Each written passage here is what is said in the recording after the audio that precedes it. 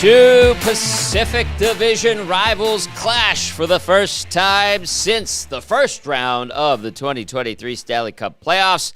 We get you set for the Oilers and Kings on the Oil Stream pregame show. Good evening, everybody. Tom Gazzola, YouTube Trev with you. Right here on Edmonton Sports Talk, it's the Oil Stream pregame show.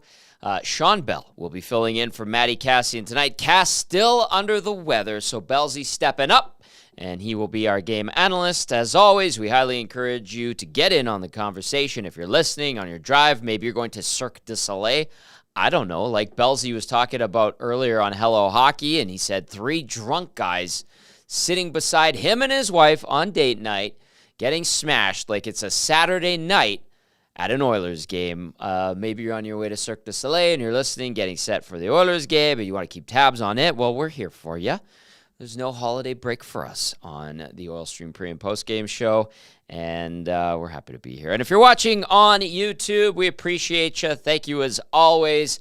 Smash that thumbs up button, and you can get in on the conversation on the YouTube side of things via the Nasty Chat. The 16-15-1 Edmonton Oilers putting their winning streak on the line against the Los Angeles Kings. Edmonton has put together 3 in a row. The Kings coming off a loss to the Vegas Golden Knights on Thursday night in Vegas. 3-2 was the score there. LA with a very strong season thus far, 28-4 as we head into game number 33 for the Edmonton Oilers. Hello, YouTube Trev. How are you, buddy? I'm doing great tonight, Tom. It's a good night. Should be a great game. I'm very much looking forward to this one. It's been a long time coming. And, I can't wait. It's going to be a good night of hockey for us. I think it will be. And I'll go into the question of the night, and you can stay on the mic if you will, because the tradition usually is the producer gets the first crack at question of the night.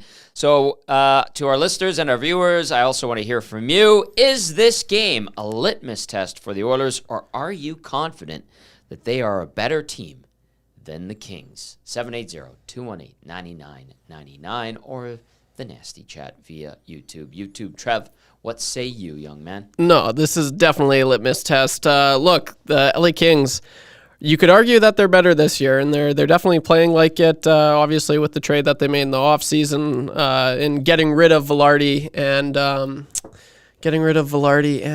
why am I drawing a blank? Iafallo. Yeah, of course. Yeah. This team is still lights out, right? You got Quinton Byfield, Anze Kopitar, Adrian Kempe, quiet 40-goal scorer last year, which is, no biggie at all. Trevor Moore is just having an unbelievable season as well this year.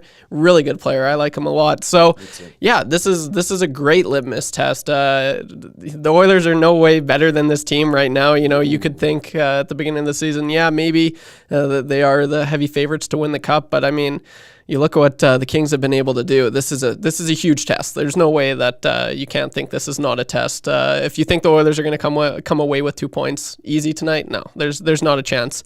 This team is, they're going to be, they're mad. They want to win tonight. Obviously, the team that got rid of them in the playoffs last year, twice in a row. Yeah, the last 2 seasons exactly. So they want redemption. It's going to be a redemption tour for them tonight.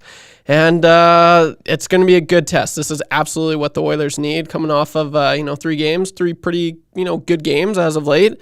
It's a litmus test. So, it's going to be a good one.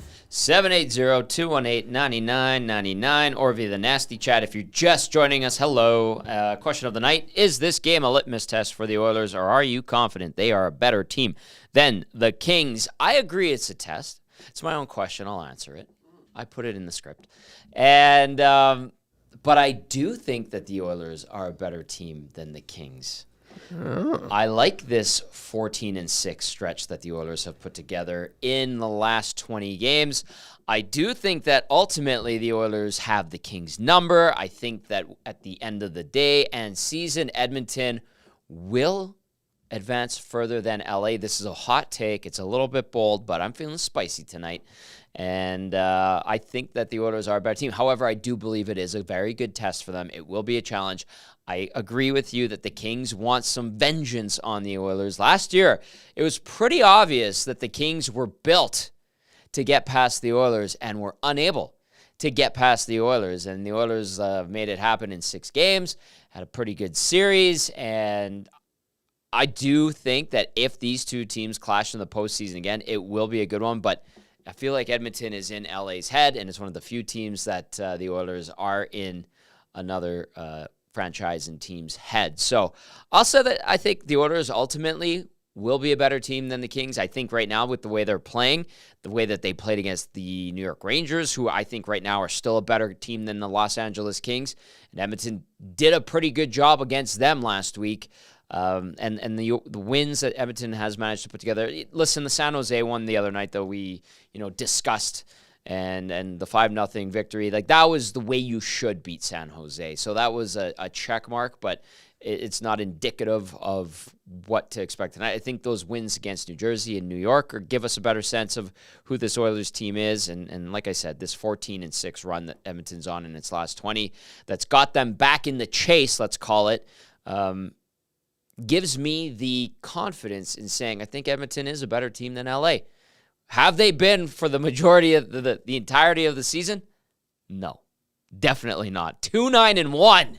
The Oilers were 2-9-1 while the Kings were going undefeated on the road for a huge stretch of games. Cam Talbot was lights out for LA, but I think Edmonton ultimately will be a better team than LA. Will they catch the Kings? That's a tough one to say, but they need, if hypothetically they were to catch the Kings, they need to beat them in these 4 games that they will play LA this season. And if you're wondering when the Oilers and Kings will meet again, they play tonight, obviously. Then a couple times in February, the Oilers go back to LA on February 10th, and then the Kings come to Edmonton on the 26th of February, and then the season series wraps up March 28th in good old our town. So these are important games. The Kings are a little bit behind the Canucks and the Golden Knights when it comes to the Pacific Division standings. They still are comfortably in 3rd place in the Pacific Division. LA right now, if you're wondering, I'll take you through it.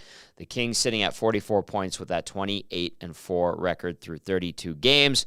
The Oilers also through 32 games, 16-15-1. So you're going to need to win these games in regulation if you're the Oilers, and you'll take the overtime/shootout wins. But if you want any hope of catching LA, starts tonight. But I do think the Oilers will be a better team than the LA Kings. So question of the night, if you're just joining us, is this game a litmus test for the Oilers, or are you confident that they are a better team than the Kings? 780-218-9999. I'm going to float that question to Dennis Bernstein from the 4th period, who will be joining us on the air in about 5 or 6 minutes or so. Shawn Belle will be in later on with Game Changers, brought to you as always by Damon Bunting Remax Elite. Bellsy in for Cass. Cass, if you're watching, get well soon. We want you to get well. And Cass dealing with illness that's been running through the fam. And Bellsy just got over, I think, what was the same thing. We had Joaquin Gage on the pregame show last game, and he was saying he had something similar to what the boys are going through, and he said it lasted 3 weeks. So hopefully Cass, who is resting up, will be good to go for tomorrow. If not, I think we could call on Bellsy again, unless he's got New Year's Eve plans. 6 o'clock game for us tomorrow night. That means we're on the air at 4:30 for the Oil Stream pregame show. Oilers wrapping up the calendar year against the Anaheim Ducks. Let's go to the nasty chat. Let's see what's going on there. I see I've got people going a little bit. VR Montenegro saying, good evening, nasties. Adds, if you're going to compete this season, you have to play strong against LA. Yep.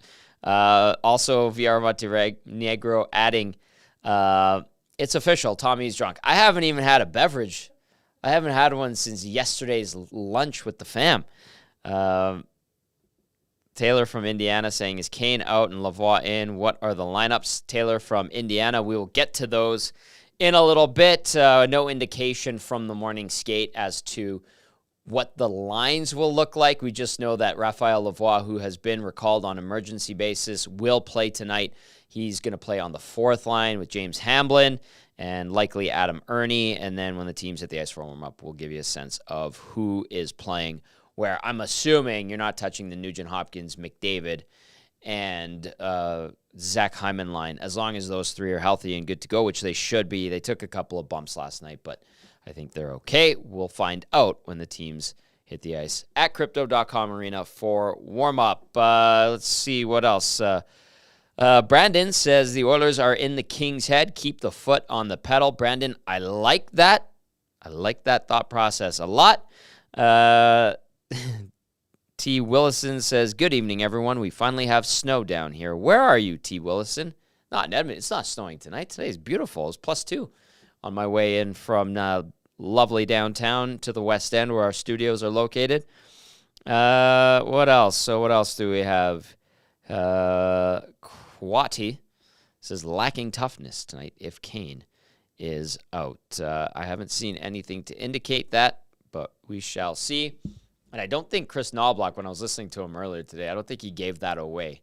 So we'll find out who is banged up and not good to go for tonight's matchup against the LA Kings. Let's see what the inbox has. 780-218-9999. This one says, do you think the Oilers will send up the number one goalie in the AHL, Olivier Rodrigue, to the main roster? I think he would be a great addition. That's John of St. Albert. John of St. Albert, this is a great point of discussion.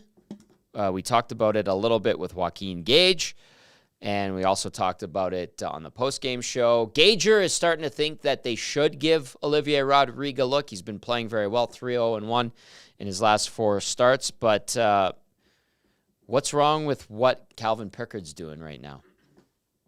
Yeah, I think Calvin Pickard's doing... Just to be a foil. I'm sorry, go ahead. Yeah, no, I think Calvin Pickard is, doing the job right now. He's doing everything that he's supposed to be doing. Right.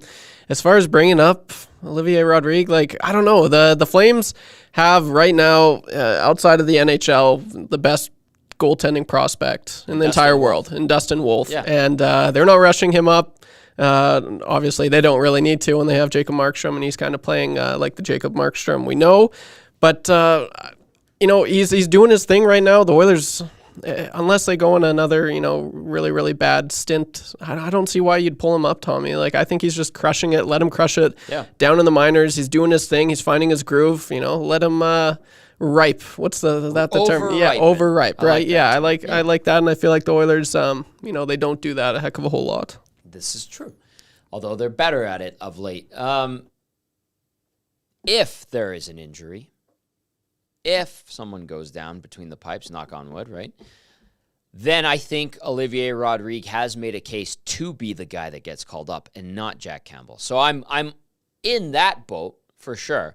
But to send down Pickard and just call up Rodrigue for the sake of it, I wouldn't go that far just yet because Pickard has been adequate. He's gotten you a couple of wins, and he's given you okay, reliable backup goaltending so far. But if you get into a jam where you need a guy, then I'd put Rodrigue in. But with Calvin Pickard, he's a veteran guy. Rodrigue, you're going to throw him into a pressure cooker when you're trying to catch up in the Pacific Division. I say wait until you absolutely need to do it. So good point, though, and it gets people going, and it's nice to see Rodrigue playing well down in Bakersfield. And so that is my opinion on that. John of St. Albert says Speck is saying that Kane... Speck is hearing that Kane is nursing a groin issue, questionable for tonight. All right, that comes in from Speck. So we will see if it is Evander Kane who comes out as Raphael Lavoie returns to action for the Oilers tonight. I see he's ready to go. He's looking fly as usual. It is our friend from the fourth period, the one and only Dennis Bernstein. There he is. Oh, baby. Is he down at... Are you at Crypto.com? You are. You always are. What's going on, DB? I am, but... To be honest, Tom, I almost didn't make it because I locked my keys in my car at 5 o'clock.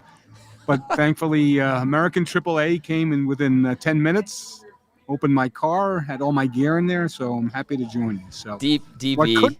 What could have been What So could you have could been? have a blank screen, which probably would have been just as good, Tom. So. No. You are our LA Kings insider. You have been for the last couple of years. You're a dear friend, and I'm just glad we get to see you. I can't believe we had to wait 33 games. We did have you on for the Heritage Classic, though. That was great. And then you also joined us from Australia on Hello Hockey. So we have had some sprinkling of DB on EST so far, which has been great. All right, Dennis, get us up to speed on those LA Kings, sitting comfortably in third in the Pacific as we head into 2024. How would you summarize the start of the year for the Kings? Great start. A very different team than what Edmonton fans saw in the playoffs last year. They're number one in goals against. They're top 5 in offense. I think they're top 3 in penalty kill. So this is a team that deploys the 1-3-1 to a T. The one thing, if you're an Edmonton fan, you got to be happy because the Kings playing a home game, and they haven't been great. Although I think they're like 6-2 in the last 8 at home, but they've been a very, very different team at home than on the road. On the road, they've only lost 2 in regulation, lost the other night in Vegas in a close game. Just a lot more focus and attention to detail on the road than at home. So, but an exciting team, and we could talk about players who have emerged. Quinton Byfield would be first on the list. That's what I wanted to ask you about. Yeah, an entirely different player, Tom, this season, and I think a lot has to do with confidence. He's making plays he would never have thought about making last season, and he's doing it, and he's doing quite well. So this team is certainly a contender. I think they are a contender in Los Angeles. Some questions about the goaltending. Phoenix Copley goes out with a long LTIR with an injury. David Rittich did win 2 games, but Tom, they're both against San Jose. So they're each probably about a half a win. So I wouldn't call it 2 wins. But this is going to be a different team, but they are going to be tested tonight for an Edmonton team that, under no block, has definitely found their stride. It's funny, DB, the Oilers are coming off a half a win against San Jose, so I don't think we're putting too much into that one, but it was a complete game for the Oilers. They didn't give up anything, and the last time they were in San Jose, they lost, so it was a pretty sad night, but compared to what we saw the other night, everything's okay. All right, DB, you mentioned the Kings, and you mentioned the 1-3-1. We saw that and talked about it so much last year in the spring when Edmonton and LA faced off against one another, and it seemed like the Kings were building towards facing the Oilers in the playoffs, and they got that opportunity, and they still ended up losing. This time it was in 6 games opposed to 7. If I were to suggest to you that this team is capable of a higher octane offense, what would you say to that? And then them going with that 1-3-1 system, I'm assuming Todd McClellan is staying stubborn and does want to get away from that thorough system play that stymies a lot of teams. Yeah, well, I think the first they've allowed the least amount of high danger chances this year, Tom. So it's definitely working, and definitely on the road they slow teams down. Now, can they slow down Edmonton? That's a question. But your question about facing Edmonton, I will submit to you that the changes they made on the penalty kill, which has been a lot better, they do a diamond now, but so they'll be, for Edmonton, there'll probably be 2-on-1s available at the goal line. And the question is, could, a Leon or a Connor score from that angle? Of course they could. And the trade that they made for Dubois in the center. They knew if they went back and had Blake Lizotte and Ramses Kapari as their 3 and 4, they weren't going to beat Edmonton in the playoffs. Right? So they went and got Dubois. Mixed reviews. A lot of fans hate him. They think he's doing nothing. He's getting overpaid. But the changes they made, I think, were specific to say, okay, how can we get past Edmonton? Now, sure, Vegas is going to be a bear. Vancouver's come out of nowhere.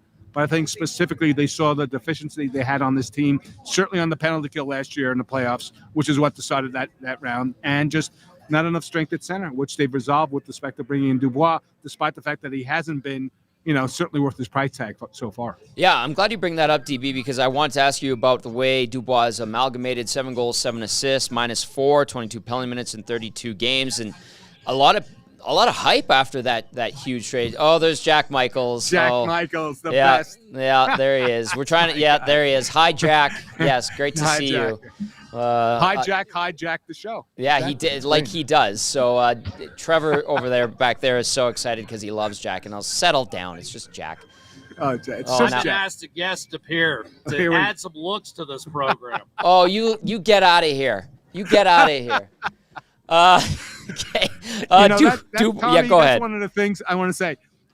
During the playoff series, to spend 2 weeks back and forth with guys like you and Jack, it's what hockey's all about. So, and And, I have an affinity for Edmonton without question, and it's how I'm treated up there. And just guys like you, guys like Jack, it's certainly, a community, and it's certainly special whenever Edmonton plays Los Angeles, as witnessed by Jack just hijacking the entire show. As he does. It's hard not to love you, DB. That's for damn sure. You had a lot of Oilers fans and listeners from the 1260 days that were like, man, we like DB. Even though you had some hot takes and you stirred it up with them a little bit, they always appreciated you. So that continues on here on Edmonton Sports Talk. Give us the Dubois breakdown, though, DB, before Jack hijacked our show. But just is he what they anticipated? Has he been a disappointment? Is he comfortable in LA? What is Pierre-Luc Dubois as a member of the Kings?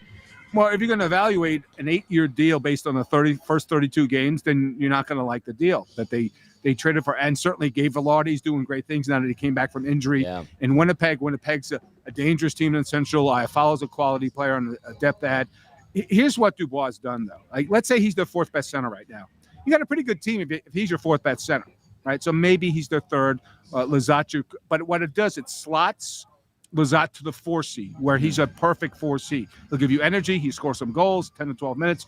What it really does, Tom, the 21 minutes that Kopitar was playing last season, now he's playing 19.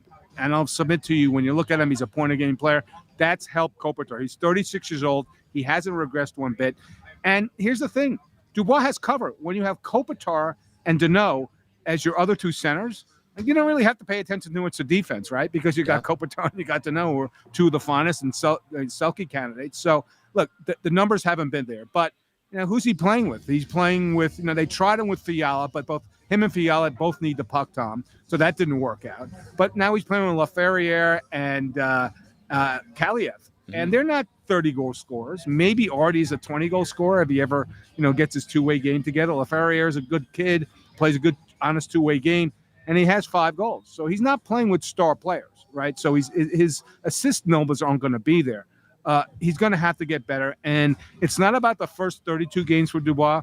It's about the next 50 and really beyond that. They got him for the playoffs. Right, they have to start winning playoffs. And I've come on your show all the time and said this team has not won a playoff run since they won the Stanley Cup in 2014. That's getting old. It's getting old for the organization. It's getting old for players like Kopitar and specifically Drew Doughty. So is he worth $8.5 million based on his play so far? Yeah, but the team is 28-4. It's okay. If they were 8-20-4, everybody would be heading for the exits. You have to have patience. And what I tell the fans here in Los Angeles is, you had patience with Byfield, and look what happened. So this is a player who's more established. Got to have patience. When Victor Arvidsson comes back, that's going to be a key. I think that will really get him going, because we'll have a legitimate playmaker. And people kind of forget about Arvidsson because of their great start. But Tom, he's a 60-point player. He's a 25-35 guy. To put him with Dubois, another weapon on that line, as opposed to Mitzi Laferriere or Kaliev, whichever guy you want to take off, I think at that point in time, and he's still a bit of ways, I think you'll see better numbers from Dubois. But I guess they're satisfied. But again, they're looking at it at the long view, not 32 games into an 8-year contract. Victor Arvidsson, a player I really appreciate and admire, and same with Trevor Moore, DB. I think that guy, he's having a great season. What's clicking for him this year? He's healthy. He's my MVP. A lot of people think that Cam Talbot is the MVP, and he probably is because he plays so well. And now with the injury to Copley, he's going to be pressed in the surface a little bit more. But Trevor Moore has been fantastic. Some of the goals he scores are really goal scorers' goals from different angles, from the goal line, wrist shots. He's healthy. He's had concussion issues, had an issue last year. I think he missed about 20 games. A fully healthy Trevor Moore. Now, is he a 45-goal scorer? Well, he's on that pace. Do I think he's there? No. Can he get 30? Without question. He's got a great partnership with Phil Deneau, and that's really, really worked at this point. So that's what you're looking at with respect to Trevor Moore. And not only that, one of the nicest guys I've met since I've covered the Kings, without question. So we don't root for player teams, right? But I certainly root for Trevor Moore because he's been a good guy. He's been injury-racked since he came over, and this is the real Trevor Moore. You're seeing a dynamic offensive force that I think when they traded for him, they didn't really think they'd have. Yeah, I spent a little bit of time chatting with him last year when they were here for the playoffs. Really appreciated him.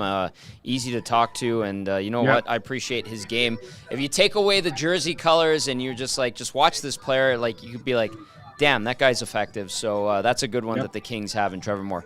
Dennis Bernstein joining us now from Crypto.com Arena. DB, you can catch him on the fourth period. You can catch him on the Hot Stove, SiriusXM, NHL Network Radio. DB, it seems like you're on every TV channel. You're on NHL. You're all over the place, and you're on our show, which we always appreciate. You mentioned Cam Talbot. You talk about the season that he's putting together here. He's 14-7 with 2 overtime losses, 2.11 goals against average, 924 save percentage. He's played 23 games this year. A guy that's 36 years old, and you know, his career looked like it was down in the dumps after the Oilers got rid of him, sent him to Philly, and he kind of bounced around and refound himself. What's the key to his game as he gets older and he still manages to maintain a high level? Like Trevor Moore, health. Because forget throughout last season, because he had 2 injuries. He was below 900 save percentage. But the prior 2 seasons in Ottawa, he was a 913, 915 guy. And like I mentioned, when you don't give up a lot of high danger chances and you make the saves you're supposed to save, you're going to have numbers. And Tom, you mentioned those numbers. Those are Vezina numbers, Tom. Yeah. Now, is he going to win the Vezina? No. But they don't give up a lot. And here's the thing about him. You look at that record, and I'll go back and look at the victories he's had. I can't tell you, he stole a game. He had 50 saves in one game, and they got really dominated. He's made the saves he needs to make, and the team supported him with run support with their offense, and they don't give up a lot on defense. So they just needed a steady guy who doesn't panic. He's got the right demeanor. He's had success and familiarity with Todd before, as you guys know, in Edmonton. So it's just a question of health. Now, the real question is, how much can you play this guy? Right. And if Copley's out long term, how much are you going to trust Rittich to get that odds? Say, like they're going to have a tough January. We're going to have a couple of back-to-backs. You're going to have Rittich perform. So if Rittich doesn't perform, maybe Rob Blake looks at another option in the goaltender market. But with respect to Cam, he's made all the saves you need to make. And it's what happened last season. Remember, Phoenix Copley came in, helped save their season. When Quick and Peterson were here, shots were getting through them, medium and low danger chances were getting through them and in the net. Yep. It's not happening with Cam Talbot. You could probably put on one hand the number of bad goals Cam's given up this season. So that's what they needed. It's great to have a 924, 927 save percentage guy, but they can get away with Cam being a 915 guy, still win games because they don't give up a lot on defense. And they are a much better scoring team this season. Hey, if there are injury issues that continue to cause problems for the LA Kings, there's a guy down in Bakersfield, about 31 years old, played for the Kings a little bit a few years ago. You can have him, DB. You can have him. Yeah, I don't think that cap situation is going to allow that, number one. And number two, they'll probably look at Dan Vladar before they look at Jack Campbell, which – as you guys know, it's a shame that a guy that nice of a guy who's universally beloved in this league has had such struggles. But yeah, I don't think that a reunion with Jack Campbell would be the option for a third goaltender if Rob Blake decides to go get one. I'm just saying. The goalie. Hey, this is something that Shawn Belle and I discussed today with Pegs. Is like the goalie situation across the National Hockey League. Have you ever seen it this dire? It just seems like there's not a lot of you look around and you're like, who's in net for them now? That's not good. Like, it's like 2/3 of the teams have maybe mediocre goaltending. How would you describe it in all the years that you've been around the National Hockey League, DB? This early in the season, Tom, like to see this amount of injury and underperformance, I can't remember when. Like, so you and Shawn are absolutely on point. It's not been good goaltending. Look what's going on in Toronto right now. Like there. Look at Carolina. Yeah. Hopefully Freddie comes back, but Kochekov, Ranta was in the minor leagues. Yeah, he was in Charlotte. So yeah, there's and is Vegas going to go through another 12 goaltenders, Tom, like they did last year to win a cup? Right. Like there's a lot of question marks on really good teams that you think are content. I'll even say this: Colorado. And they like Georgiev, but Georgiev's save percentage is 900. There are so many question marks. Like, this could be the season where, Vegas, I know they won with Hill, and he is a good goaltender. They found a little goal there on that trade, but they won with strength down the middle, with big defense that blocks shots. Yep. And I'll tell you, the Kings just finished with Vegas. Vegas blocked 86 shots in 3 games. But this year, Tom, I think goaltending could make the difference in a championship because I will tell you, other than maybe Boston, there's 2 great goaltenders up there, but they've had a little bit of a skid there. Goaltending is going to be an more impactful this season when it comes to the contenders than any time I can remember in the recent history. DB, great point about Golden Knights and their shot blocking ability. Would they have 3 of the top 6 shot blockers? I think Petrangelo's up there, Martinez, and for sure. Was it White Cloud? Someone else was in there where it's just ridiculous how many shots that they block. But that goes a long way. And, yeah, you're right. Like the goaltending. Aaron Dell is on a PTO or just signed one before the Spengler Cup with Carolina. He did not look good. He let in 3 kind of tough ones in the last 3 minutes of the game against Pardubice today for Team Canada at the Spengler. And if that's the guy that they're looking at potentially bringing in, DB, for Carolina. Yeah. So, yeah, it's a weird goalie situation. Dennis Bernstein with us now from the fourth period from Crypto.com Arenas. We get you set for the Oilers and the Kings. Dennis, do you think we're going to see the Oilers and Kings round 3 this spring? Here's how. Okay. Kings win the division. Kings win the West, and their gift will be the 8th seed Edmonton Oilers. I just don't think that there's enough. Like the Edmonton has about 48 games left. I don't think they have enough runway to get to the 3 seed. Right? Do I think they'll get in the playoffs? Yeah, because you look at the other teams right now. It's Nashville and Arizona. Yep. Is Edmonton better than Nashville and Arizona? Of course they are. And here's the thing, Tom. They need one more 8 out of 10. If they go 8-2 in the next 10, then maybe they can get a shot at the 3. It's just a long climb because the start was so bad. Yep. But you know what? If I'm no block, I'm writing 2 words on when the playoffs start. Florida Panthers, because they were the 8th seed. They got goaltending. They were tough, and they found a way. And that's all that no blocks. Like, let's keep winning games. Let's keep playing the right way. The defense is playing better now that Paul Coffey's behind the bench, right? Just get to the top 8 and take your chances. Like if they played Dallas in the first round, Edmonton, like the one team if I'm Edmonton I would avoid, I think still would be Vegas. Yeah. Just think they're too big, too physical. But a Dallas or a Winnipeg or even a Colorado, like that would be a tough out. So if I'm no block, I think I'm playing with house money here because you have to believe the Oilers are going to be a playoff team. Yeah. And as an underdog, as a wild card, like they wouldn't be a more dangerous team to play, right? They're way more. Like I gave you the 3 teams. If you were Winnipeg and you won the division and you were playing the 8th seed, I'll give you a choice of 3 teams: Edmonton, Arizona, or Nashville. Who's the 3rd team you want to play there? Edmonton. Yes. So I think at this point, if they straighten out and just keep playing the right way and get the production, I don't think they're nervous right now because I think there's a belief in the room that they're going to make the playoffs, that they're going to have another run. But to think they can get to the top 3, Tom, I don't see it. So if I see a matchup between LA and Edmonton, it's probably in the first round because the Kings won the division, or it would be for the let's say the Pacific Division final if both teams got through the first round. That'd be interesting. DB, I put this question of the night out there to our listeners and our viewers. I said, is this game a litmus test for the Oilers, and are you confident that they are a better team than the Kings? The Oilers are on a 14-6 run in their last 20, and they look like they've beaten some good. They beat New York last week on the second half of their first back-to-back. What do you think of that question, and what would you say to that question of the night from a Kings perspective? It comes down to one thing, Tom. Edmonton's bottom 6. Like, will they be productive? Because I think that Kings 5-on-5 can hold steady and maybe get a match what the top 6 of Edmonton do on their top 6. It's the bottom 6. It's the Dubois line. It's the Lizotte line. It's very effective. And, the one of the weaknesses for Edmonton is their bottom 6.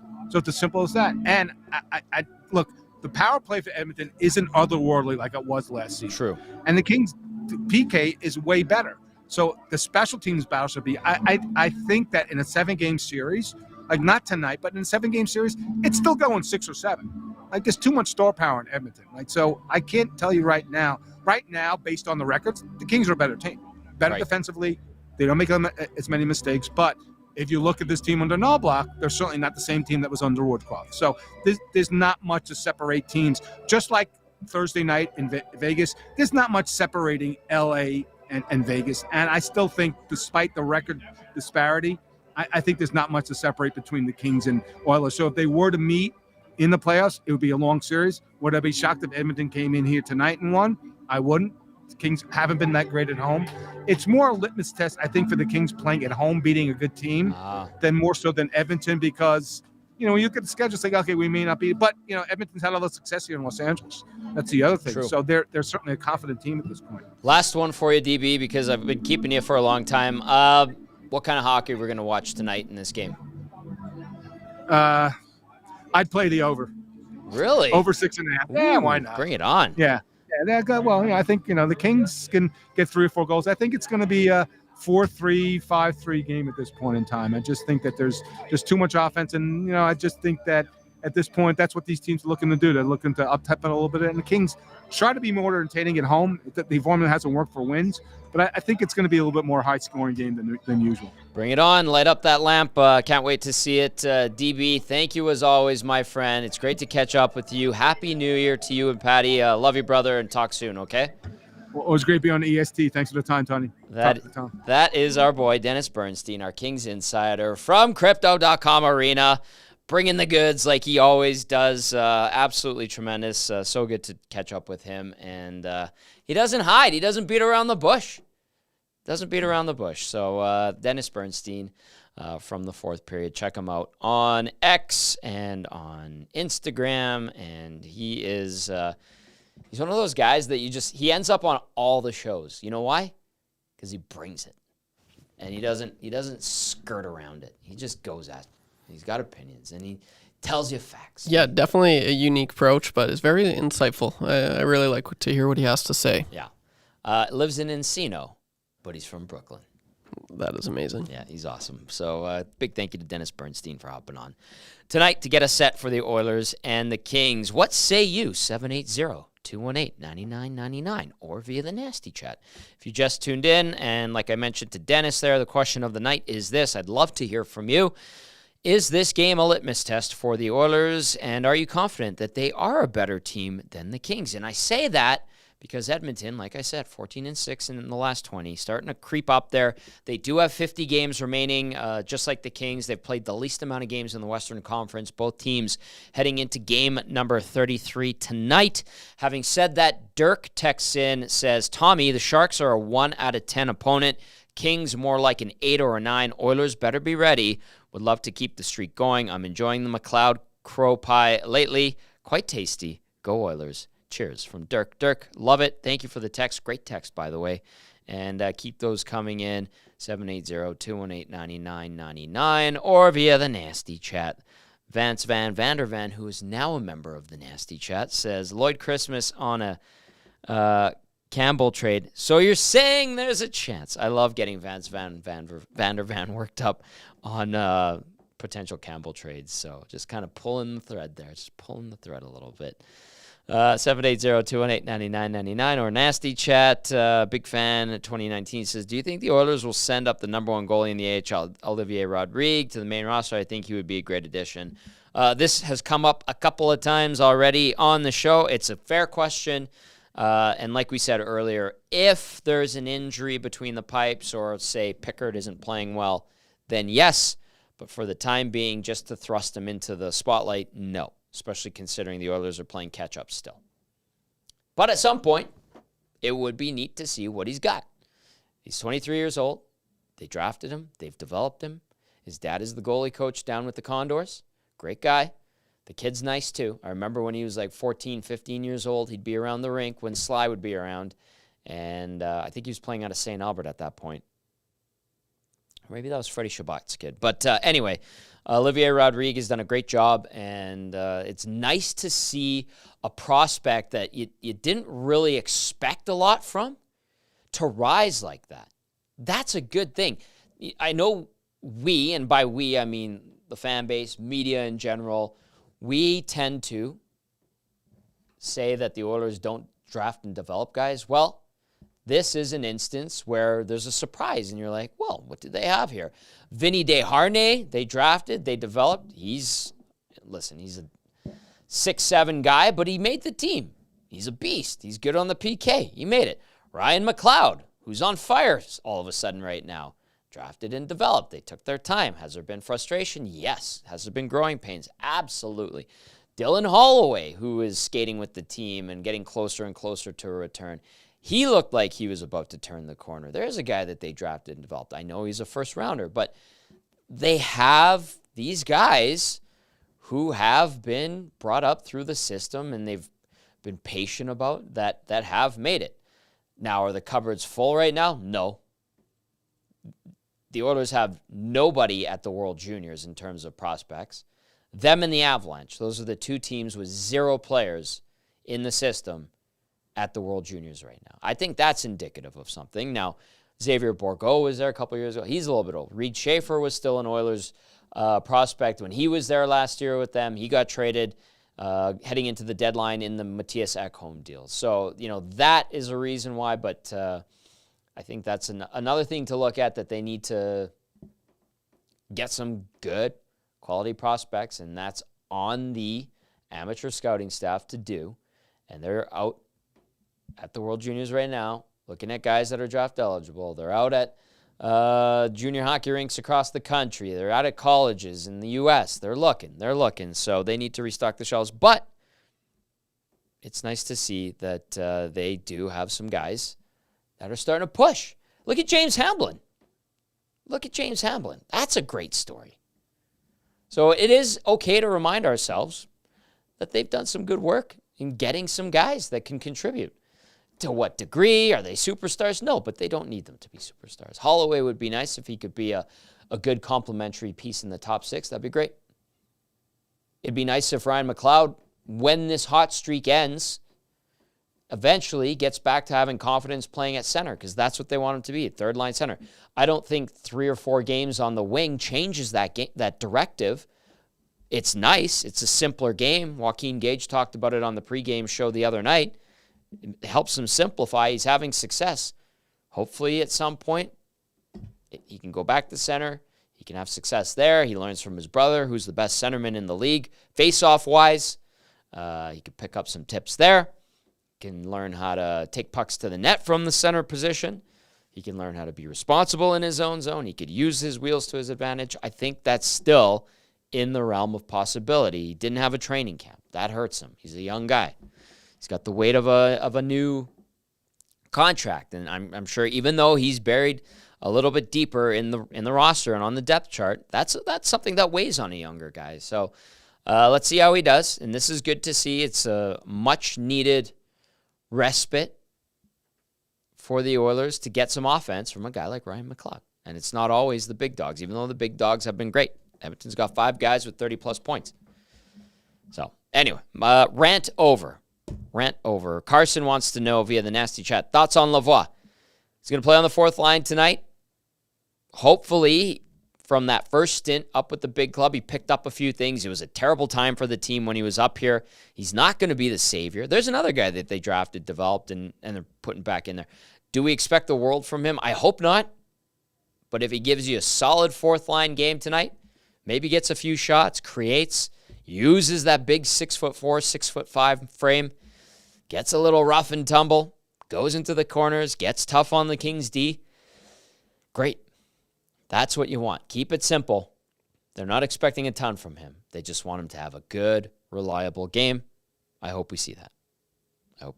YouTube Trev, what are you expecting? You and I had a great conversation about Lavoie last week. Yep. And I'm cool with you telling people what you told me, if you want to go that route. And then what do you expect from Lavoie? Yeah, well, when I was, listening to the show maybe a year ago, 2 years ago, I guess I always, I'm a little bit more of a fan, of the Oilers, so I'm pretty bullish on a lot of their players whenever they say, I like a lot of their picks. I really do. And so, that's one thing me and Tommy were talking about. I just said, no, you know what? I really agree. Well, I disagree with your takes, but they were mad at me. They always seem to be right. And, you said this year in the most important players, you had Raphael Lavoie, I think like 18th or something like that. But somewhere lower, a little bit lower, I think. Yeah, maybe in the 20s or something like that. So low 20s. Yeah, no, Tommy was right again. But Raphael Lavoie, there is a lot to like about his game. He's got a wicked shot, and you see that on full display in the minors. Hasn't been able to translate, which is to be expected, right? He's not a superstar, but so early in his NHL. Yeah, no. So and just looking at his numbers right now, he's putting up. He's almost a point per game player down in the minors. He's going to get his shots. I just like to see him shoot the puck tonight. He's not much of a driver, and that'll come with time and just confidence as well. But I like his shot. He's got a heavy shot, and that seems to be his bread and butter. Yeah, use it. Play to your advantage. Play to your strengths. And I hope, and I think guys do, talking to like former players, they talk about their first look with the big clubs, and they say they were scared, they were nervous, they didn't know, there was doubt. Can they keep up? You have some confidence, but at the same time, the pressure's different, and it's you're playing against guys you grew up watching and idolizing, and so it's a different beast. And then they get sent back down, you get a chance to reflect, you go, oh, okay, I have a point of reference. When I was in the NHL, I was a little bit off on my footwork, or I needed to be quicker with my touches with the puck. And then you go down and you work with your coaches in the AHL, you incorporate it to games down there, you find a little bit of success, and then you get called up again eventually, like Lavoie has, and you incorporate that, and it makes you that little bit better, a little bit more better in incremental growth, and then maybe it translates into points and goals and assists and more ice time, and that's how you build up a little base. And so let's see if that can happen for Raphael Lavoie. I hope so. I really do. Let's see it. This is a guy, he's got a lot of tools, like Trev said, that you like, and tantalizes you, and you go, big, shoots the puck, can use his body when he wants to be mean. Let's see it. Is he the fastest? No, but you don't need to be. You get to the right spots. You're clever. You're smart with what you have in your footwork. You can make it work. 780-218-9999 if you want to get in on the conversation, or via the nasty chat if you're watching on our YouTube channel. If you haven't subscribed yet to our EST YouTube channel, please do. We appreciate it. Our subscriber numbers are growing. That's great. If you subscribe when we're on the air, you get a little bit of a heads up. It's a prompt. Is it a prompt? What would you call it? It shows up at the top of your YouTube. Yeah, you got a good old notification. Thank you very much. Put the bells on, and you get your notification. That means we're live. We're live. I love it. And then if you're listening on your way somewhere, maybe a holiday party, because I think this weekend is free space on the bingo card. It's that week between Christmas and New Year. There's a weekend in between. I think yesterday, the vibe I got, the sense I got is people were ripping it up. No responsibility work-wise, and I feel like today's another one of those. And then heading into New Year's Eve tomorrow, there's going to be big parties as well. Be safe out there. Don't drink and drive. All that good stuff. Be smart. And I think that this is a weekend where people can unwind a little bit. But yeah. Enjoy. Oilers and Kings tonight. We're going to have Shawn Belle filling in for Game Changers for Matty Cassian. He'll be joining us in about 15 or 20 minutes or so. We are going to get to some audio and visuals from Crypto.com Arena. We will update you on the lineups for tonight when the teams hit the ice for warm-up. Couple of texts here. Danny says, Tommy, is this your home studio, or are you at the EST headquarters? Well, for away games, this is the EST headquarters. Home studio, you could tell because it's got the classic home studio background, and it doesn't have the same microphone, and it's a little bit different looking. This is our EST studios, Danny. And also, I've been painting my place. What a pain in the ass. But it's looking better, too. Just a fresh coat. Patching up some holes. I moved in this summer. So, Danny, thank you for asking. And Danny says it looks good. But these are our main studios. Of course, the hangout in the next studio over at our new EST studios on the west side of the city. Norm in a combine. Hello. Norm, by the way, you built that beautiful, or you had that beautiful EST metal sign made. And I don't know if Awanik or Dusty's gotten in touch with you, but we want to hang it outside our door in our new building, but I think we need bolts, and I think the boys were talking with you to get the bolts done. Maybe slide into our DMs, and we'll discuss that. But good to hear from you, Norm. Hope you and the fam enjoyed your Christmas and are going to have a great New Year's as well. 780-218-9999 if you want to get in on the conversation. Question of the night as well. Thoughts and opinions always welcome. Is this game a litmus test for the Oilers, or are you confident that they are a better team than the Kings? I say that, and I ask that because they are on a 14-6 run in their last 20. They have had success in LA, in the last few years, and they've played the Kings well. They're in their heads. They beat the Kings 2 years in a row in the first round of the playoffs. So I just want to know what people think. Give us your opinion on that. If you're just joining us, smash the thumbs up button on YouTube. And if you're listening, always appreciate it. If you're on your way to Cirque du Soleil, perhaps, don't get wasted. I think, is Bellsy good to go?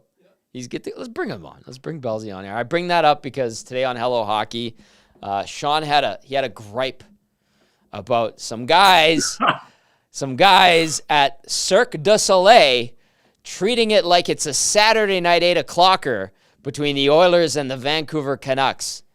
What the hell, Bellsy? Tell us, for those that didn't catch Hello Hockey earlier. Well, at the end of the day, I'm going on a date with my wife, and I've got 3 guys behind me, obviously with their family, and they're just going out to get absolutely hammered, and they would not stop talking for the entirety of the show, to the point where the lady, I basically overheard her say, she's like, I'm going to say something to these guys. Meanwhile, I'm sitting there saying, I want to say something, but I didn't really care to get into it all that much with, 3 guys that were probably fairly inebriated. You don't know the outcome. Wife probably would have pulled me back anyway, so it's date what it night. is. Yeah. Who gets wasted at Cirque du Soleil? I don't get it. I don't know.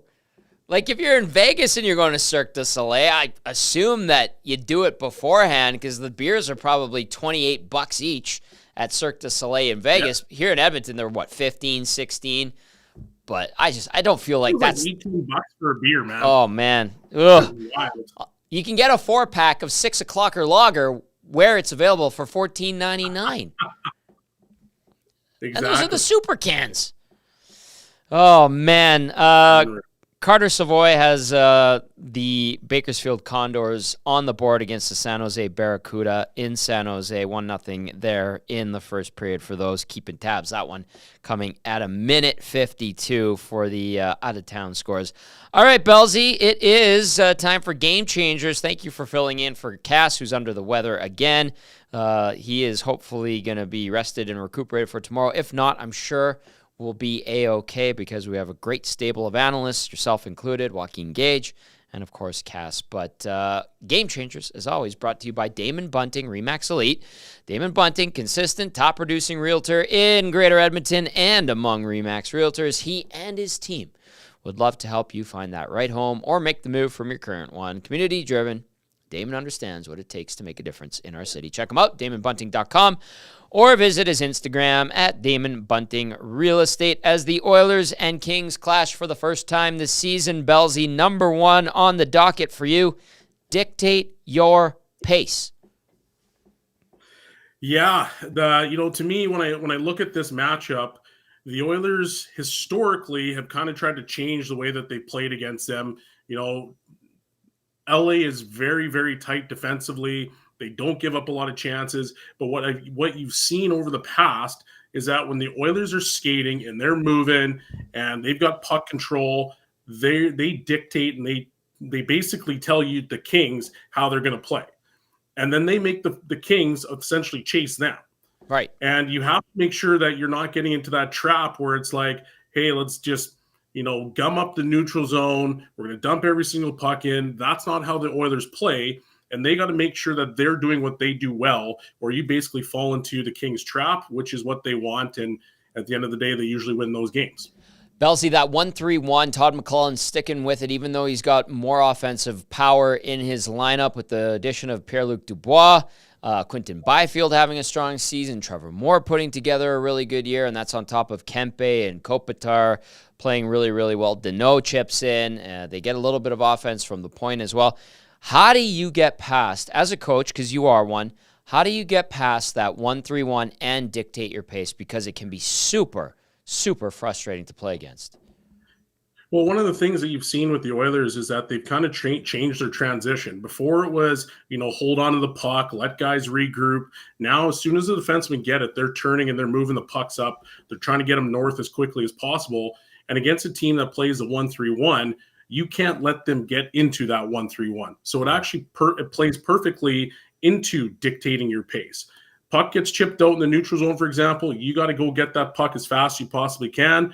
And then you got to move it up to those forwards who are either low or they're posted up at the blue lines and get it back into their zone so that you can continue to put pressure on the defensive lines or the defensemen of the Kings. Mm-hmm. That's the only way that you beat that 1-3-1. I mean, if you look last year in the playoffs, you had two guys swinging low. They'd hit one of the forwards at the blue line, and all they would do is chip it in. And then the high guy, if you will, on the 1-3-1 would just go back and pick up the puck and then break it out again. And it was just a cat and mouse game. So if you have the ability to get that puck and get into their zone before they get their structure, then you're dictating that pace. It is Game Changers with Shawn Belle. Game Changers is always brought to you by Damon Bunting Remax Elite. Number 1, like Bellsy said, dictate your pace. Get past that 1-3-1. Quick transitions. Number 2, Bellsy, it's Kings home woes. And just to give people an idea of what Bellsy means by that, LA 13-2-1 on the road, started perfect for I think 11 or 12 games. And it was a little bit tougher sledding at Crypto.com Arena. Right now, they're 7-6-3. That is their home record. It was worse than that. Dennis Bernstein pointed out that they've won a bunch of games at home lately, but it wasn't particularly great.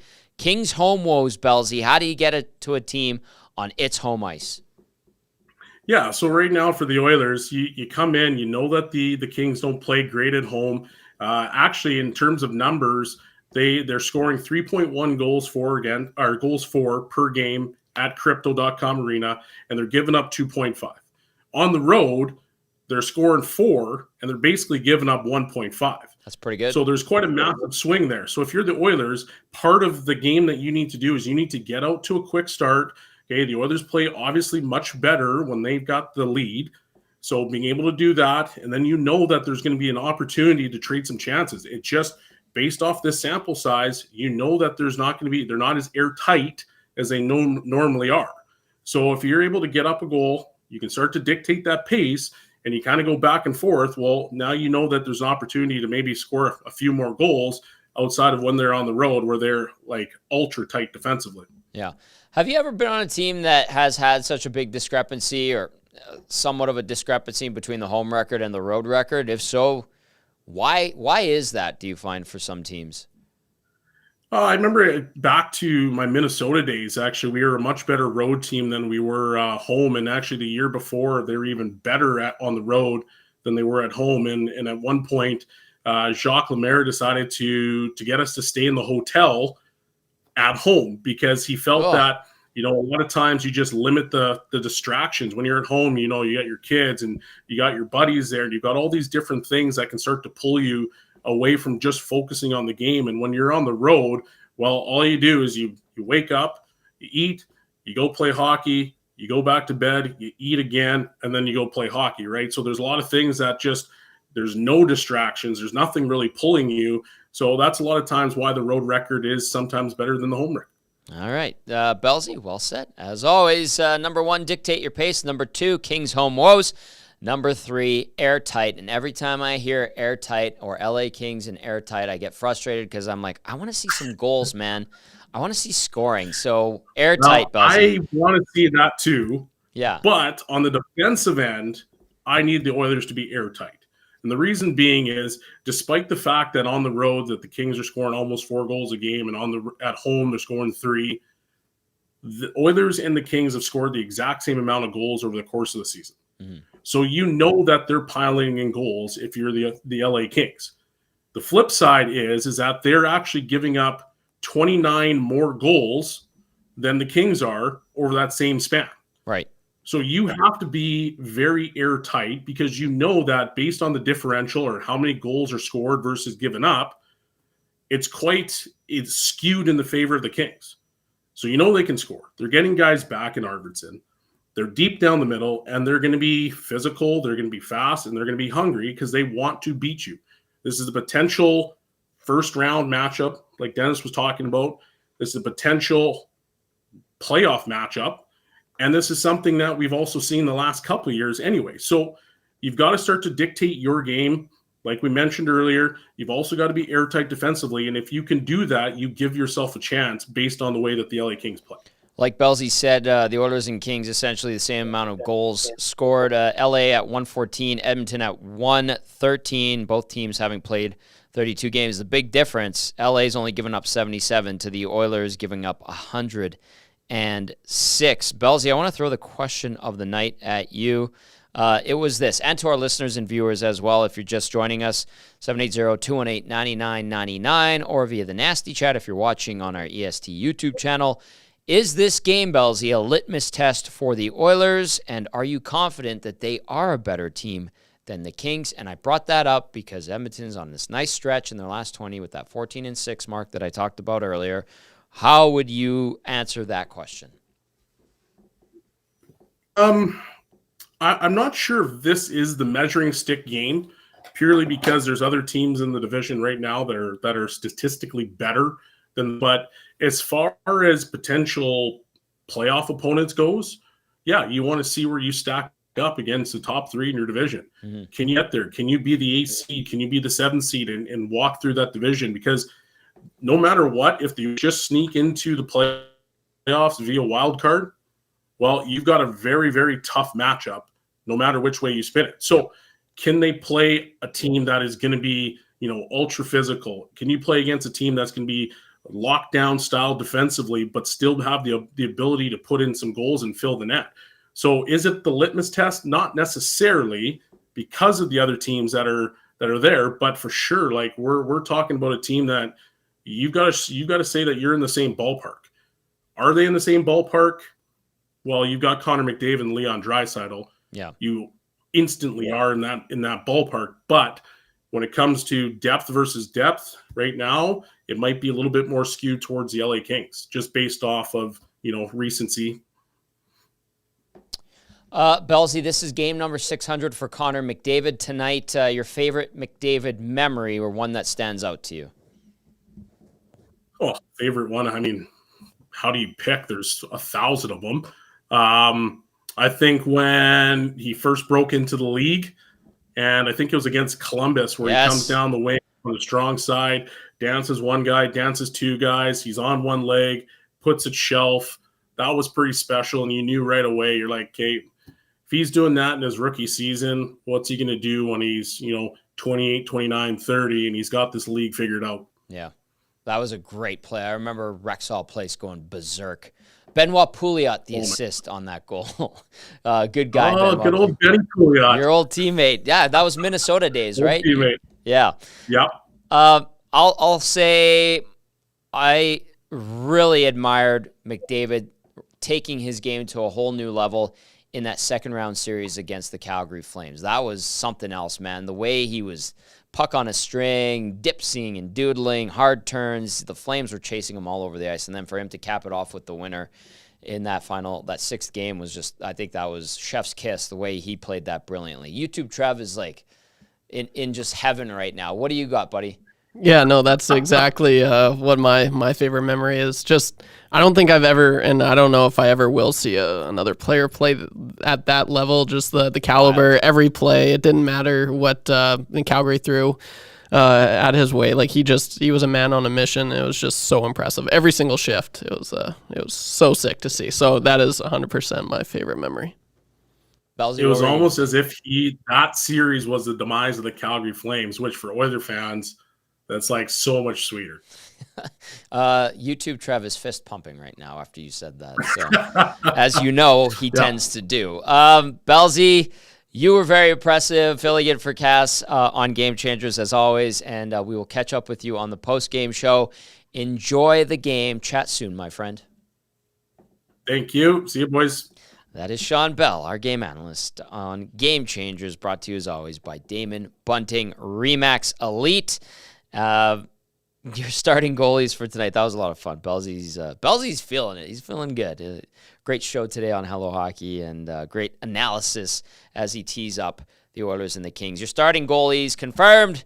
Stuart Skinner for the Oilers, the 25-year-old, 13-9-1 on the season, 291 goals against average, 891 save percentage, 2 shutouts in 24 games this season, including a shutout on Thursday night against the San Jose Sharks. 25 save performance on a pretty satisfactory night for Oilers fans. Skinner versus LA, 2-1 record, 178 goals against average, 950 save percentage with 1 shutout in 4 appearances versus Los Angeles in the regular season. And then at the other end of the rink, former Oiler, 36-year-old Cam Talbot, great dude, 14-7-2 this year with a 211 great goals against average, 924 save percentage, 2 shutouts in 23 games this year for Cameron Talbot. 4-1 lifetime versus the Oilers, 172 goals against average, 949 save percentage with a shutout in 6 games versus Edmonton. Cameron, as I like to call him, while he called me Thomas in his tenure. Actually, we had a good exchange a couple months ago where we busted out the Cameron, Thomas. Great guy, really. And I'm very happy. Like Dennis said earlier, you don't root for teams when you start. You're not supposed to in this business, but you root for players, and he's a guy that's super easy to root for. But for the sake of oil country, not tonight. How does that sound? That sounds amazing. You're okay with that. All right. I knew you would be. If you want to get in on the conversation, 780-218-9999 or via the Nasty Chat on our YouTube channel.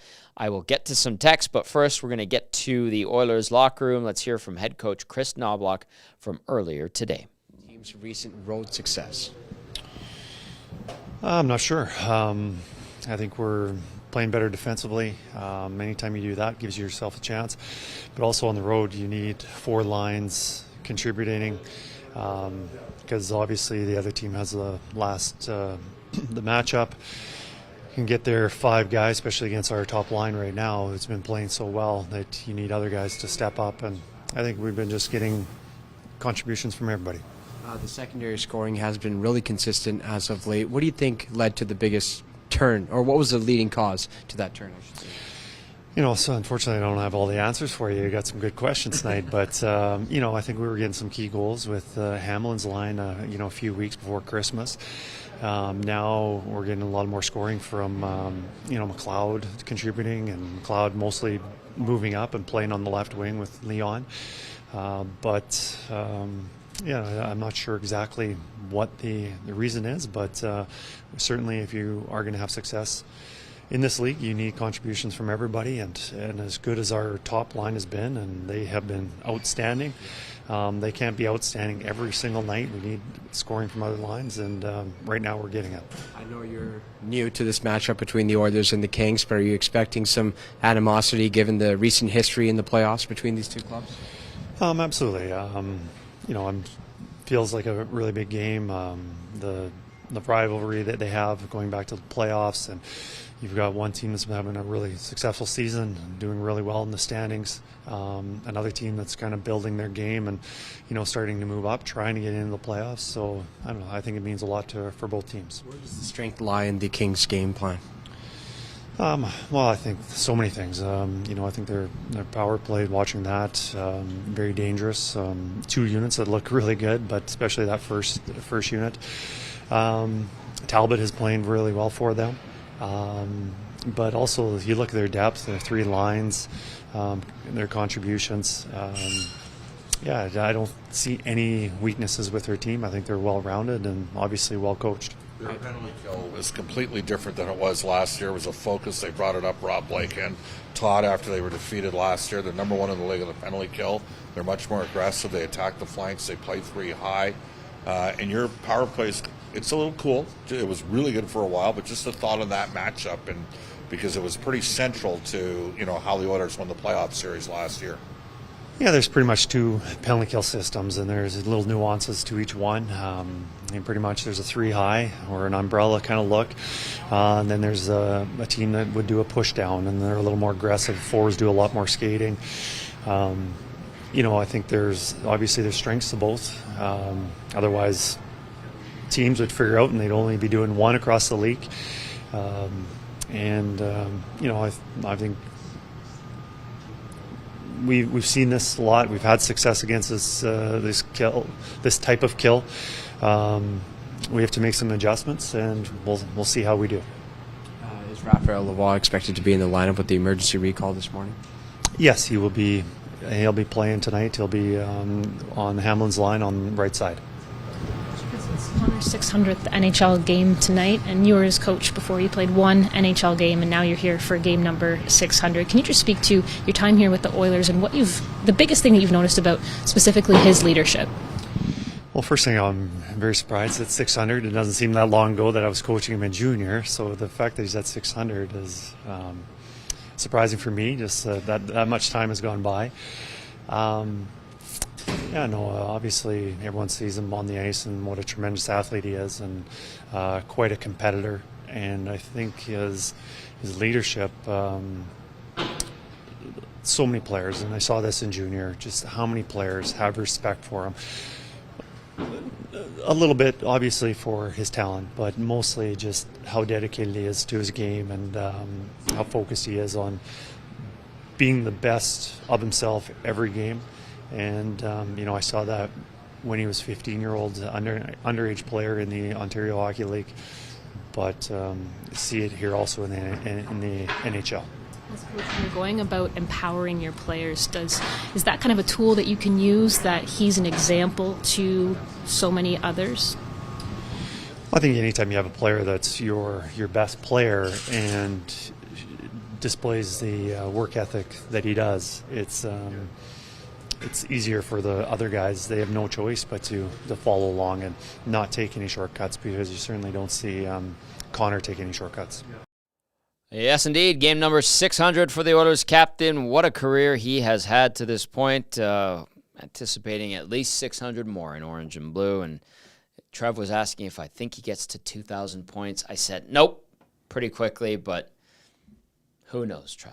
It's a conversation, Tommy. You can honestly. Only one guy's done it. Yeah, but I mean, he's on pace. He's almost 600 games played, and he's almost at 1,000. And he's just getting. You could say like in the last 2 seasons is when he's peaked. This will probably last. Like he's probably got 4 or 5 more seasons like this. Yes. So do the math. I actually did a video on this on my channel. What's your channel, by the way? Let's get some love out there for it. Above average. Don't be average when you can be above average. Hey, that's why. That's how we found you, YouTube. Thanks, man. We found you. You were working at BP's, and we were doing the Oil Stream as a podcast back then before we turned it into a full-length show. Yeah, we're like, hey, that Trev guy's pretty good. Then we checked out your podcast, above average. Yeah, and it was certainly well above average. Thanks, bro. Appreciate that. Yeah. But I crunched the numbers. I forget what it was, but if he has even if he has 10 more seasons, which he probably will, 100-point seasons, 10 100-point seasons, it makes sense. But he's probably gonna have at least 5 more 130 plus. So do the math. I did the math. I hope I'm wrong. I think you are, honestly. Okay, good.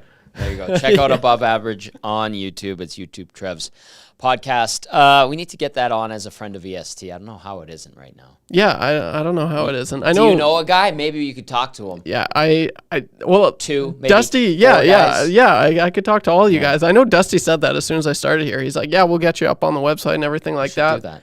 And then it's kind of just been stagnant as of late, but there's been a lot of stuff on our plate. Yeah. No, we're busy. There's it's been good though. Yeah, no, it'll come. All right, check it out. Above Average. We do have Oilers lines for you via Tony Brar from Oilers TV. He's in LA. McDavid between Nugent Hopkins and Hyman. No change there, and why would you? Draisaitl between McLeod and Fogle. You got Derek Ryan with Matthias Janmark on the left and Connor Brown on the right. If you're going, where is Evander Kane? Out. So Speck had it earlier. He suspected that Kane was out with a groin issue. That is the case. So on the fourth line, you will see James Hamblin between Adam Ernie and Raphael Lavoie, who has been called up on an emergency basis. On defense, no changes. Nurse paired up with Ceci, Ekholm with Bouchard, Kulak with Desharnais, Stuart Skinner gets the nod in goal for the Oilers. As for the Kings, this is what we're expecting. Unless it changes, I should check out Zach Dooley if Zach updated the Kings lines. I do have something from earlier. I don't know. Do you have it? I got to check out Dooley's. Yeah, sorry, I do not have it at the moment. I'll get to it later. This is what we anticipate. I'll confirm in a second. Anze Kopitar between Quinton Byfield and Adrian Kempe. Philip Deneau with Kevin Fiala and Trevor Moore.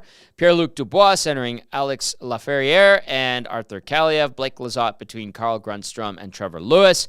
Mikey Anderson paired up with Drew Doughty, Vladislav Gavrikov with Matt Roy, and then Andreas Englund with Jordan Spence. Out for the Kings, Jarrett Anderson-Dolan. And then Victor Arvidsson's on the IR with a lower body issue. Phoenix Copley, IR undisclosed. Tobias Bjornfoot, day-to-day with an undisclosed injury. I'll get confirmation on those lines shortly. But in the meantime, let's go back to Crypto.com Arena from earlier today and hear from Darnell Nurse. Seen a lot of success as of late on the road. What do you think is contributing to that? I think it's just more a byproduct of our whole game. If we've stuck to the way that we wanted to play. We haven't really deviated from the plan, no matter when what the score was or where in games we are. I think that it's just our group believing that one, we can get the right result anytime we step on the ice, but also believing in the systems and whatnot. As a collective, your team's ability to defend the rush has improved significantly. What's the main reason for that? I would say it's the hard tracking of the forwards. I mean, as defensemen, you will have tight gaps and deny blue lines, but anytime that you have the forwards tracking back and working the way our forwards are, it gives you a lot of confidence as a D-man to make it difficult on the opposing rush to get through. Is it safe to say we can expect a heated matchup between the Kings and the Oilers, given the recent playoff history? Yeah, I mean, anytime that you play a team that not only you play a lot in the regular season, but I've had a couple playoff rounds against. I mean, there's usually an element of that, but I think for us as a group, we just got worried about coming out here and just winning this game. There's a lot of emotion that goes into these games, but I think for us, we just got to come out here and play with lots of energy and not let our emotions get the best of us. Game number 600 for your captain tonight. Does it feel that long? Does time kind of go by too quick? Yeah, I mean, it disappears. It's amazing that he's at 600. So, it feels like all of us got in here, together, me, him, and Drat yesterday. And guys are ticking off the 600 game box. So it's impressive, and obviously everything he's done so far in his career and how much hockey he still has left to go. Do you remember the first rookie camp back at Rexall Place? A sold-out crowd. It was you. I'm pretty sure Leon and Connor were there as well, and you guys were doing some drills, and you asked a coach at the time if you could go one-on-one against Connor McDavid, and how much you have personally grown, and as well as your captain. Yeah, no, I mean, that's I probably started there, and it's still going to this day. Every time we get a chance to get out there and get a couple reps against each other, you always want to jump up there and do it. So, it's amazing. You think back and where's the time going? I think that's what makes every opportunity in every game so important, and every season so important. So, 600 is good, but I think there's a lot more hockey left to be played. A little bit of a curveball here, but what's the most underrated aspect of Connor McDavid as a player or a teammate? I think as a player, probably the defensive side of the puck. I mean, he's relentless in his tracking, and even when you feel like you got him on your hip and you're able to make a play, he's got a really good stick too. So I think that's very underrated, and I think just his leadership, obviously as a captain of our team. The way he comes in every day, carries himself, pushes each and every guy. He's one of the best leaders I've been around. So I think that's an underrated aspect of him too. You mentioned that you guys have been able to grow together over Connor's 600 games, of course, witnessing all of that. But you guys have really built something special over that time. You think of Leon and Nuge as well. Being able to have those guys surrounded by you throughout your career, can you just speak to that special bond? Yeah, I mean, we've been through a lot, obviously. The first few years, with the exception of the one playoff run, there's a lot of highs and lows, and coming into the league, you try and kind of get your foot in the door and get comfortable. And Nuge had been in the league for a while, so he was the guy that kind of showed us the way. And to all still be playing together, and 9-10 years later, it's special. So you made your NHL debut in this building many years ago. Do you have one memory that kind of sticks out from your NHL debut? I mean, I think I had a shot on net and was -1 in the first shift, so that's. That right there sticks out in my mind. You're welcome to the NHL. 100%. There it is. Welcome. Yes, I remember that game. I was there, and I remember when those men now were just little bebés coming out of junior hockey and making the team. I remember Darnell when he got cut from the Oilers, his first training camp, and I had to take him aside to the press conference room and do a one-on-one with him, and he was choking back tears. Look at him now. Yeah. He's doing just fine. That's pretty cool. He's got a couple of kids. He's married. He's doing very, very good. Some dollars in the bank. Some dollars in the bank. Dollar bills, yo. And McDavid playing game number 600 tonight. 315 goals. 580 assists, 895 points, plus 118, 233 penalty minutes.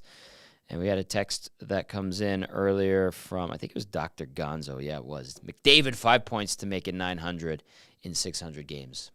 That's Gretzky-esque. The big 5-point night to hit a milestone. Can be done. It would be incredible if he did it against the Los Angeles Kings, an Oilers rival, if you will. A couple other texts to get to. This one says, also from Dr. Gonzo, says, OT goal versus Calgary, New York Rangers goal, and skating with Ben into the game for anthems are some of his best memories. Who else had memories here? Lots of conversation amongst people. Nathan is in Vegas. He's putting money on what's he doing? He says, if you have $100 to bet on one thing for this game, what are you and the chat's thoughts? Might just visit the sportsbook before puck drop. This game just scares me. Be safe, Nate, down in Vegas. A lot of fun down there. Mix in a water, pal. Mix in a water. Vance Van Vandervan says, tomorrow, Tommy G and Trev should get wasted during the game, and we do a shift. I'm not going to say the word. Shift-faced New Year's postgame. It'll be a beautiful mess. No, I will not. You can do whatever you want as long as we get to air. Yeah. You're smiling over there. Yeah, we'll have fun with it.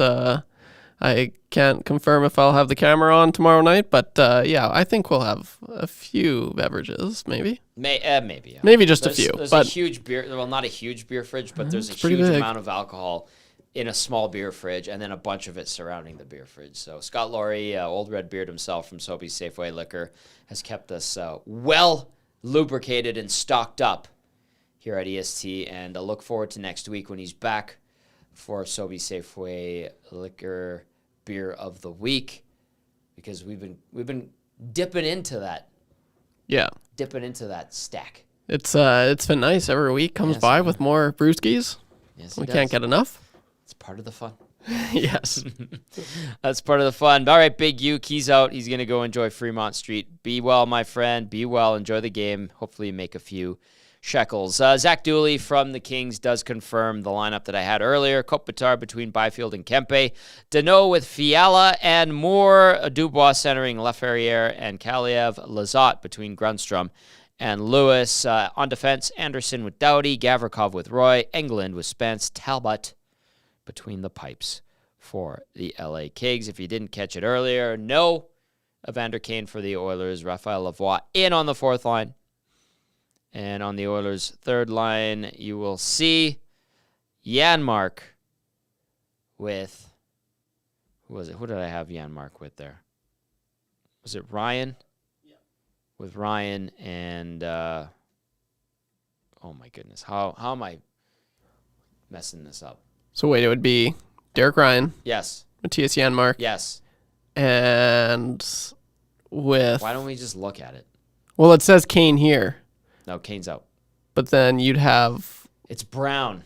Oh, gosh. Yeah. There it is. Yeah. Hamblin between Ernie and Lavoie. Draisaitl with McLeod and Fogle. There you go. I think there's a reason we forgot about Brown. Yes, there's a reason. He picked up a point last game, so he's on fire. All right, that's going to wrap things up. It's been a fun pregame show. Hit that music, big boy. We're jazzing. Oh, this yeah. We're gonna We're start jazzing this bad boy up. You know, here. we're adding layers to the show. Big thank you to everyone who tuned in and texted in. The Oilers taking on the Kings. Rematch from the first round again last year. We'll see if the Oilers can get the better of LA again. They've been pretty good in LA in the last few years, and Edmonton looking to extend its winning streak to 4 in a row. LA coming off a 3-2 loss to the Golden Knights. A huge thank you to Dennis Bernstein from the fourth period for stopping by. Matty Cassian, unavailable tonight. Shawn Belle doing great work on Game Changers. He'll be back on the post-game show. For YouTube, Trev and Bellsy, I'm Tom Gazzola saying thank you for listening and watching to the Oil Stream pregame show. Enjoy the Kings and the Oilers. Ciao for now. See you on the postgame.